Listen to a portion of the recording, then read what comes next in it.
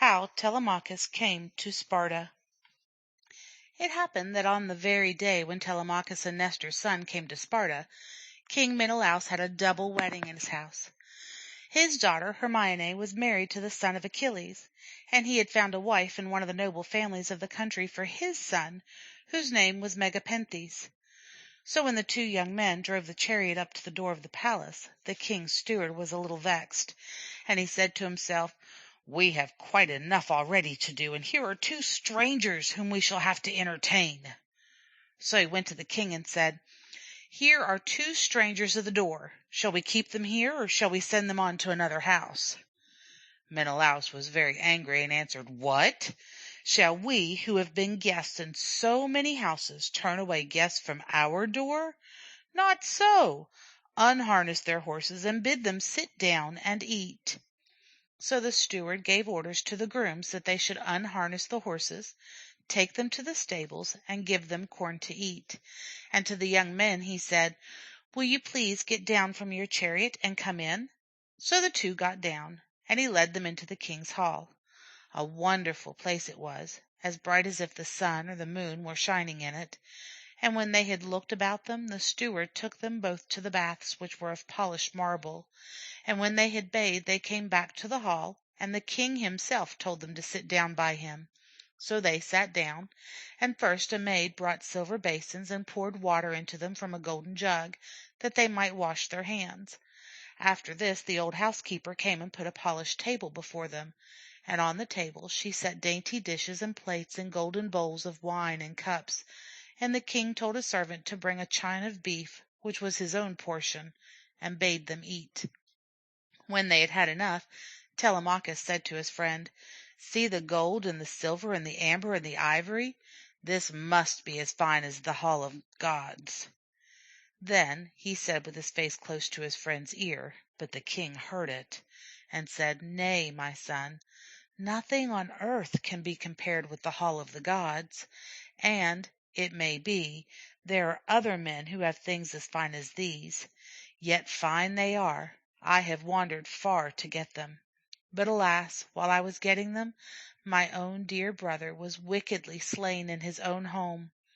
I would give them all if he were alive again, he and the other good friends of mine. Many are gone, but there is none whom I miss more than Ulysses, and no man knows whether he is alive or dead."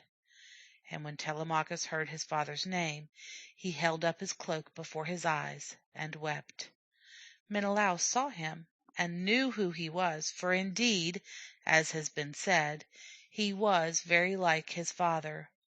Then he thought to himself, "Shall I speak to him about his father, or shall I wait till he speaks himself?" Just then Helen herself came into the hall, and 3 maids with her. One set a couch for her to sit on, and another spread a carpet for her feet, and then the third had a basket of purple wool for her to spin, and she had a distaff of gold in her hand. When she saw the strangers, she said, "Who are these, Menelaus? Never have I seen anyone so like to Ulysses as is this young man. Surely this must be Telemachus, whom he left a baby in his home when he went to Troy." And the king said, "It is true, lady.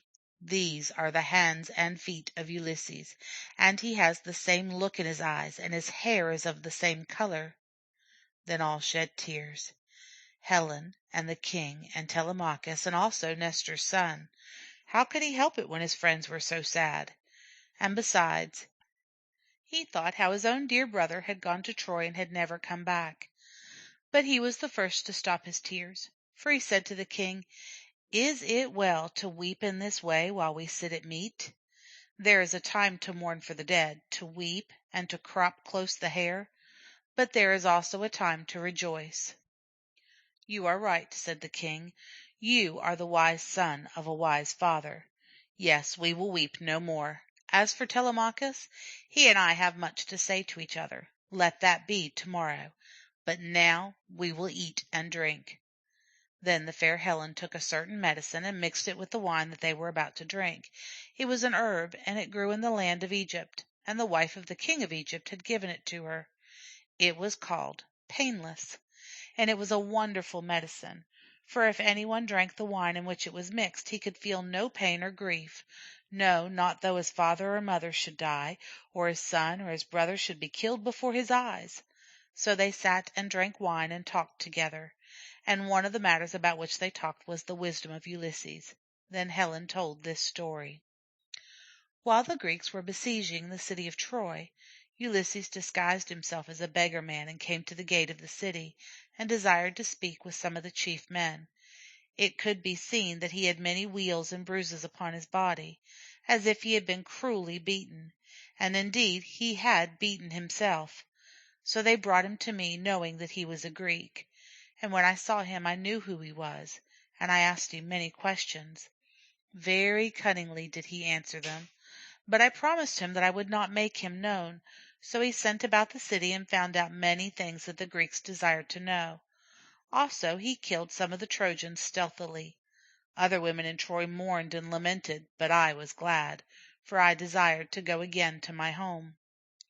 Then Menelaus said, "You speak truly, lady.